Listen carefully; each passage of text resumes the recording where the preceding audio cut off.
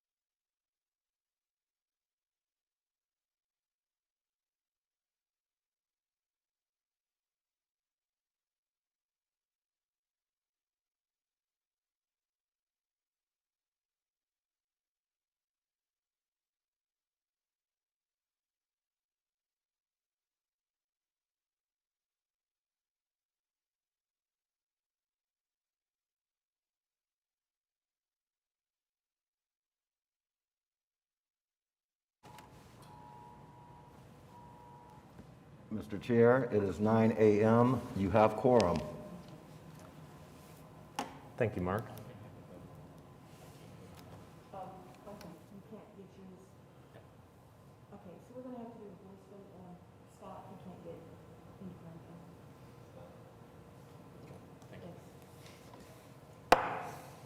him. Welcome to the September 2nd, 2021 meeting of the Riverfront Design Committee. My name is John Postick and I'm the chair of the committee. The following guidelines are in place for meetings in the City Council chamber at City Hall. Only the south entrance to City Hall will be open for access to the building. For exiting the building, all accesses can be used. Air purifying machines have been installed in the chamber. Hand sanitizer machines and disposable face masks will be available. When called on, applicants and speakers will come to the front podium to speak. Only one person at a time should come to the podium. Speak into the microphone, please, and identify yourself and provide your address for the record when you begin speaking. Address your comments to the committee. Limit your comments to 3 minutes. Citizens may address the committee on agenda items by responding to chair's call for speakers during discussion on each item and signing the speaker's log on the podium. All comments must be relevant to the item. The chair or presiding officer may, in his or her discretion, prohibit a person from addressing the committee and/or remove that person from the council chambers if that person commits any disorderly or disruptive behavior. Please see the agenda for more information about these requirements. If you parked in the Sheridan Walker parking garage north of John Rex Elementary School, staff can provide a parking validation ticket to you. The agenda and documents are located at https://okc.primegov.com/public/portal. You would then select the Riverfront Design Committee meeting, then click on an agenda item, and the relevant documents will come up below the item. Mark, will you please call the roll? Thank you, Mr. Chair. Committee Chair Postick. Here. Committee Vice Chair Heisel. Here. Committee Member Dane. Committee Member Doherty. Here. Committee Member Howard. Here. Committee Member Larson. Committee Member Montoya. Here. Committee Member Templeton. Present. Committee Member Torres. Mr. Chair, that completes the roll call vote. You have quorum. Thank you, Mark. Agenda item number 2, approval of minutes from the August 5th, 2021 meeting. A motion to approve.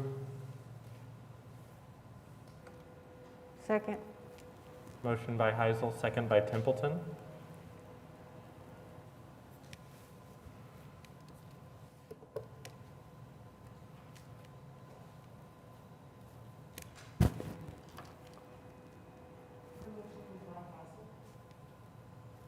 Correct?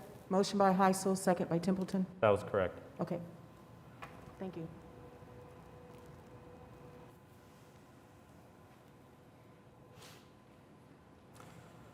Thank you.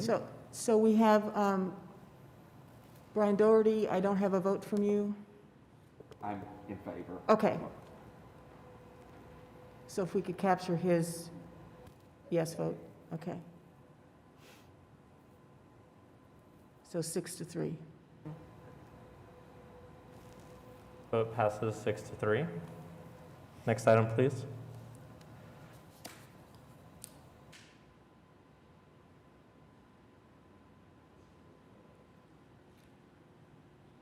Item number 3, cases withdrawn. There are none. Item number 4, continuance requests. There are none. Item number 5, consent docket. Would anyone like to request additional individual consideration of a consent item?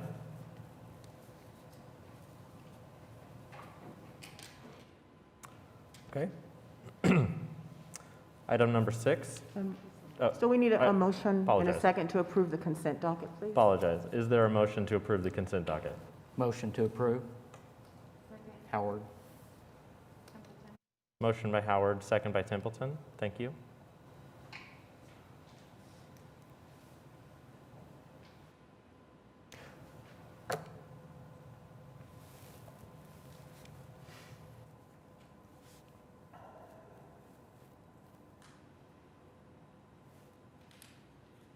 Motion passes 6-3. Thank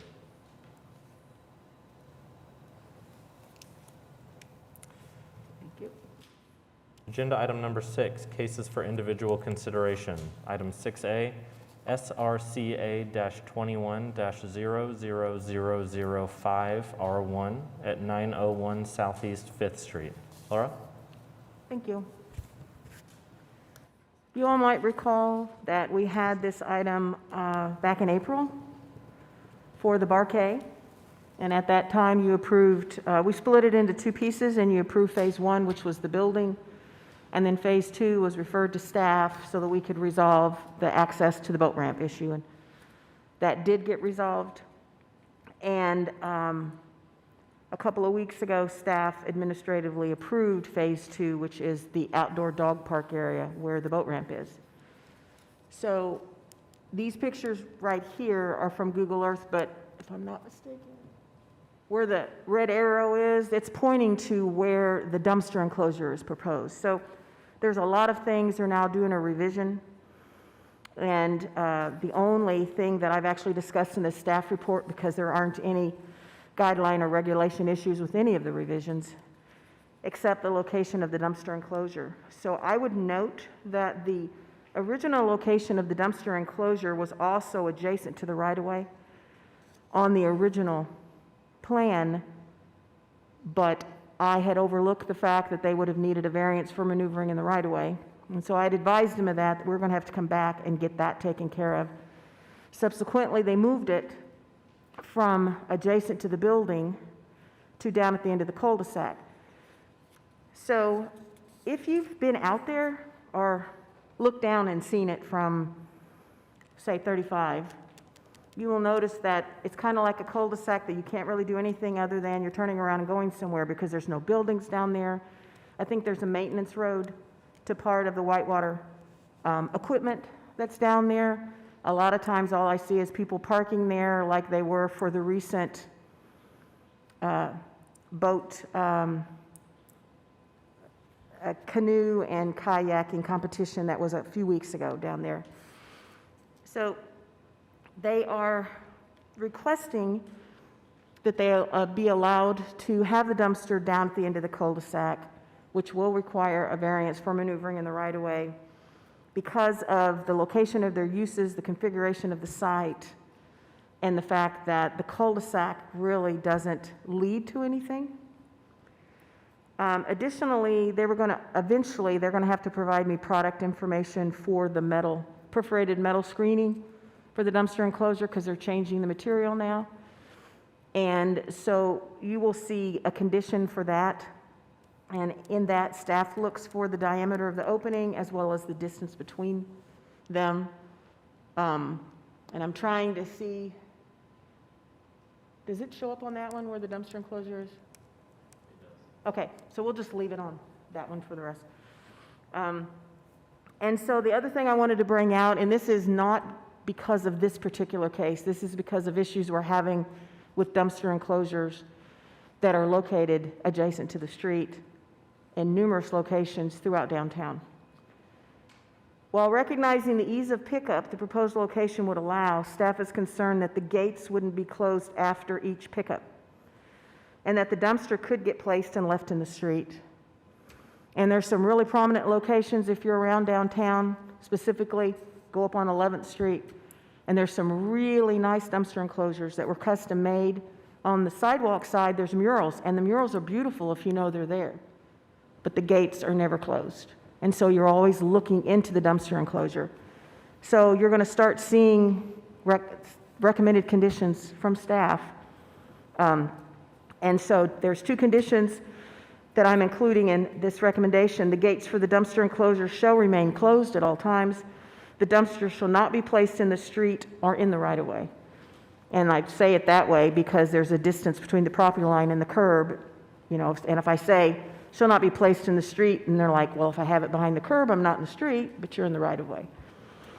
And so staff is recommending approval of this revision with conditions that they apply for a variance from prohibition against parking or maneuvering in the right-of-way.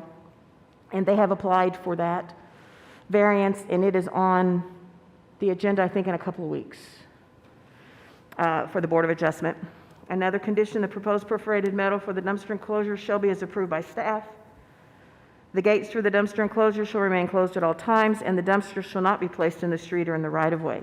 Additionally, you'll need a second motion, which would be to provide a recommendation of approval to the Board of Adjustment for a variance from the prohibition against parking or maneuvering in the public right-of-way.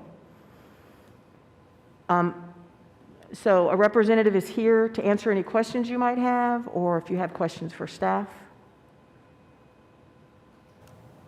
Thank you, Laura. Would the applicant's representative like to add anything? Good morning, Mark Zidzow with Johnson & Associates, 1 East Sheridan Avenue. I don't think there's much to add. I think Laura covered it all. We're in agreement with all the conditions. Part of what led the dumpster to be relocated to this portion of the site was we've kind of better activated the southern side of the building to where there's now a patio.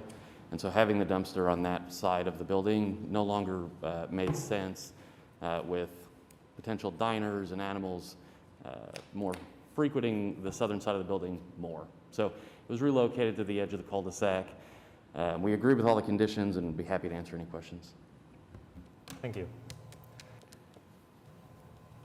Any questions or comments from committee members? Dana Templeton, I have a question. Is there going to be a drain underneath the dumpster and any kind of water supply to spray down or hose down around the dumpster for leakage? Sorry, could you repeat the first part of the question? Will there be a drain beneath the dumpster on the dumpster pad, or will there be a water supply to help hose down any leakage or droppings out of the dumpster when emptied? That I am not sure. I would be happy to look into that and provide staff an answer on that. I have a number of clients that always request that just because dumpsters out in, whether it be parking lots or wherever, near a building, begin to smell after a while, and especially with what's going into this dumpster. I know that it is going to be off and away, but just wondering if it had been thought about, something to clean or wash down around it. I would have to follow up with the architect on that and see what their plan was. And it's on a slab, I'm gathering, not gravel where it's backed up. I'm looking at one of your application landscape plan where it shows, one of them didn't show the concrete, but the next one does show a concrete slab, it looks like, that it'll be sitting on. Yeah, it is on a bit of a reinforced slab so that when, if they are picked up there and the dumpsters are put back on, it will be able to resist kind of the impact and the weight of the dumpsters. In this one, what's showing on the presentation isn't showing the slab, but the landscape drawing does. You can see the outline of the enclosure, and kind of within that outline would be the slab. So I don't have Oh, I see a faintness laser now on that pointer, one, but- yeah. But the one I'm seeing on the application, the next one is showing it clearly. Right, yeah. It does, yeah. Okay. Dana, I think what I've got on the screen now shows it, I think this one shows better the outline of the concrete pad and the fact that it goes all the way to the curb. Yeah.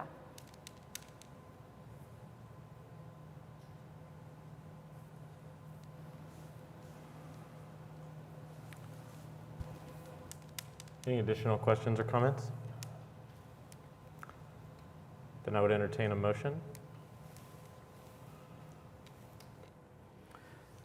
I would make the motion to approve the application on the basis that the project complies with the regulations and guidelines of the Scenic River Overlay Design District zoning ordinance as referenced in sections C and D of the staff report, with conditions that the applicant obtain a variance from prohibition against parking or maneuvering in the public right-of-way, and the proposed perforated metal for the dumpster enclosure shall be as approved by staff, and the gates for the dumpster enclosure shall remain closed at all times, and the dumpster shall not be placed in the street or in the right-of-way. Thank you. Is there a second? I'll second. Motion by Howard, second by Heisel.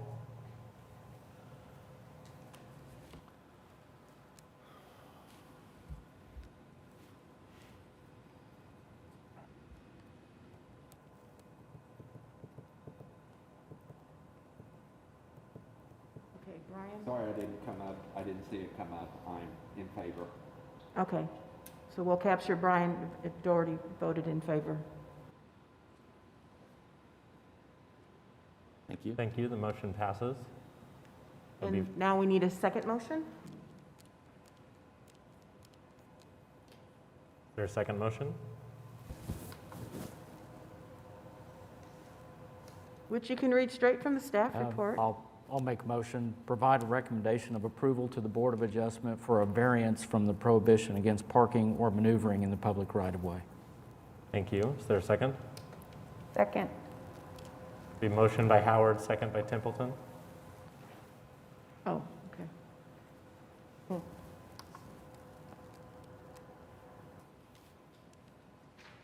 Oh, I didn't get my second answer there. Okay.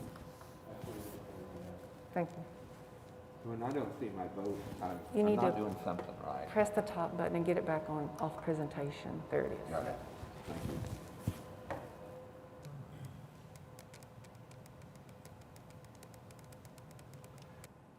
The motion passes. So, Ricardo, did you intend to vote? Yes, abstain. So the blue is is that a no? I think it's abstain because Oh, is that, you abstained? Okay, sorry, because I need to capture it. Thank you. So the motion passes. Cases for individual consideration, item 6B, SRCA-21-00014 at 659 First Americans Boulevard. Laura?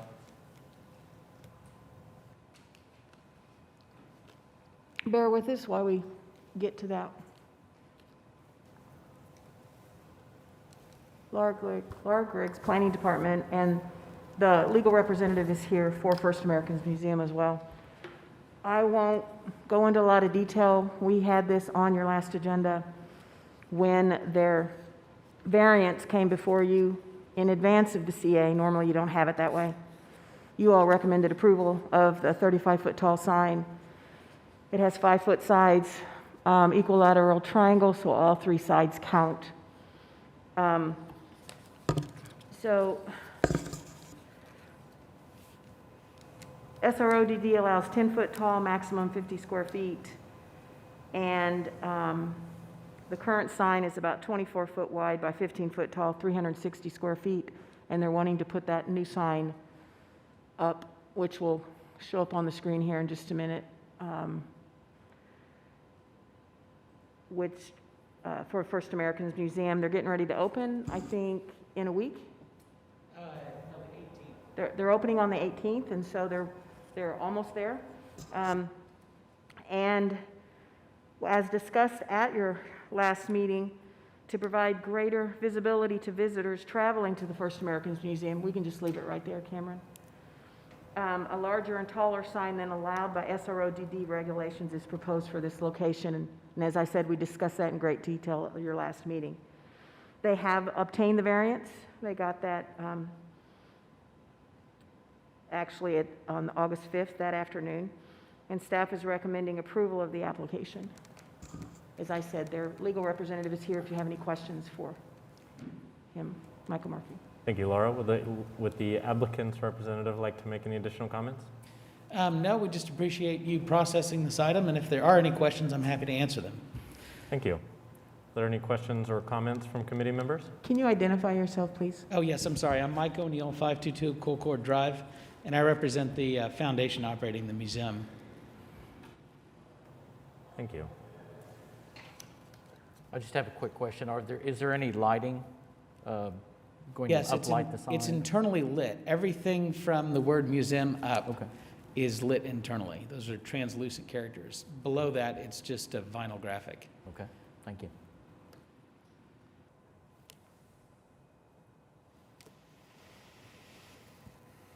Any additional questions or comments from committee members?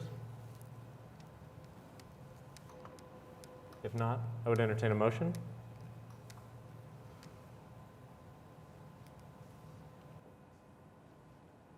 I'll make a motion.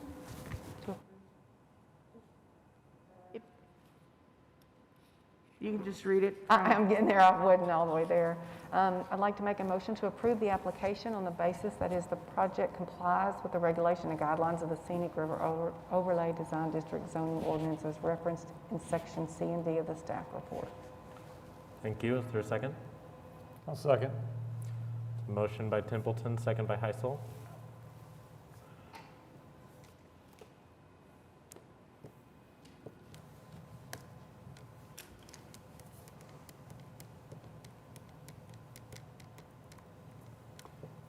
The motion passes 6-3. Thank you. Item number 7A, 2022 meeting schedule. Laura? It's that time again. So there was a time when this group met 3 times. Scott probably remembers it, maybe 3 times a year. And now we're lucky to get 1 off month. So That's good. So that means things are happening, and that is a good thing.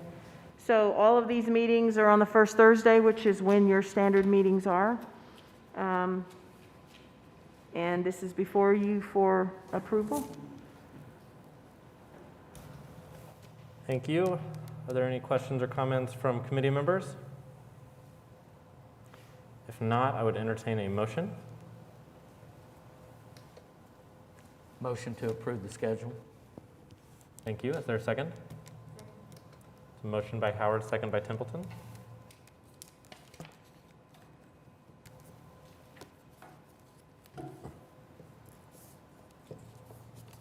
And the motion passes 6-3. Thank you. Agenda item number 8, communications. Laura, is there anything we need to know on this? If you have any questions about any of them, Are there any questions from committee members regarding the Communications Administrative Approval Report?